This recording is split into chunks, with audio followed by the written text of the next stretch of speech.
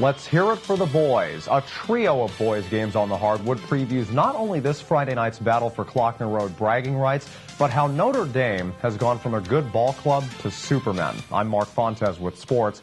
In last night's game against West Windsor North, the Steinert Spartans saw a spitting image of themselves from a year ago. A Northern night team still without a win at midseason. And that's where we tip off this week's fastest 4 minutes on the court.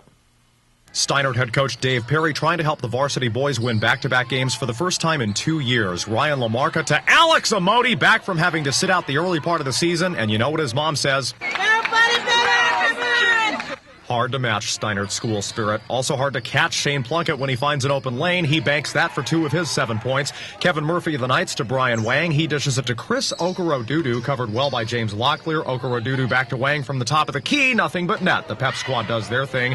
Plunkett to Locklear, their key, unlocking his potential to take it to the hole, which he does. Locke led all Spartans with 13. A 5-point Steinert lead at the end of 3 quarters.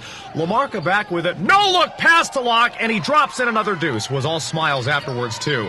Possession North. Jawan Harrison to Okorodudu. 3-point play. He led everyone with 22 points.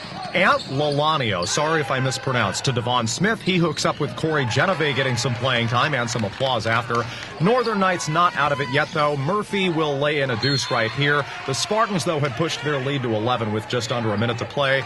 Banks to Harrison to Okorodudu again for 3, and he is on point. But the Spartans, thanks to a balanced effort from their starters and their bench, win their 2nd straight game. Smith with the basket here. The final 51-44.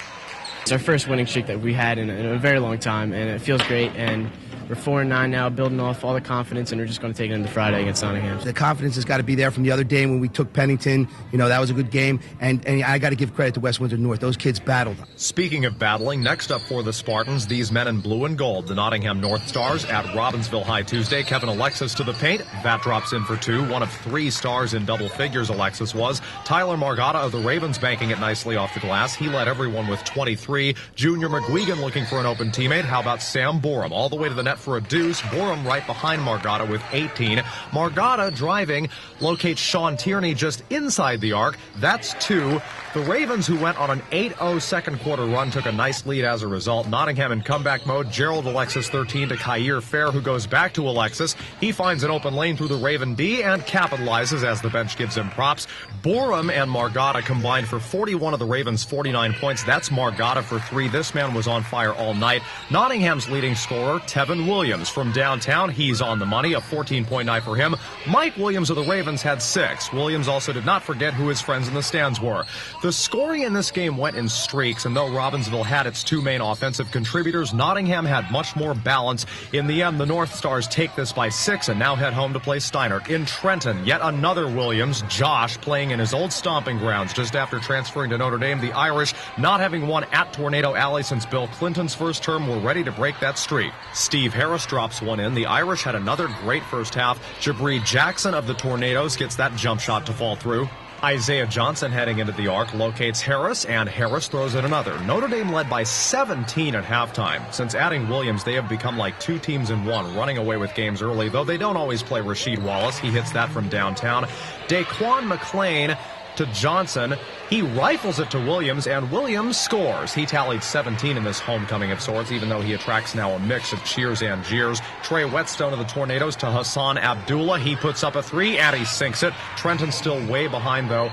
McLean from behind the arc, no good. Rebound Mark Maximo, and he finds the net. Maximo, the Irish's top scorer, 19. The deficit down to 10 midway through the 4th quarter. Trenton needing at least 4 possessions and 4 stops. Wallace will get blocked right here, but Terry Taylor with the recovery, and he turns the points. The fans still believing in their boys. Despite Jabri Jackson's 32 points and Taylor's 14, it was not enough to climb the mountain. The Irish making a case for CVC champions win at Trenton High for the first time since 1996. These highlights, by the way, brought to you by the Hamilton Township Education Association, members working to ensure your child's future success. And finally, Team of the Day is brought to you by Prior NAMI Business Systems, an authorized Canon Sales and Service Center. Prior NAMI is your business solutions headquarters. Alexis Johnson of the Hamilton West Hornets has clearly battled back from the injury she suffered in the primetime Escott. A 34-point effort from Johnson Tuesday against Lawrence High made her Hamilton West's all-time leading scorer in basketball. Her 1,424 points puts her on top in front of now second highest scorer Brian Boone. Despite the Hornets losing yesterday's game to the Cardinals, West's girls basketball squad is our Prior NAMI Team of the Day.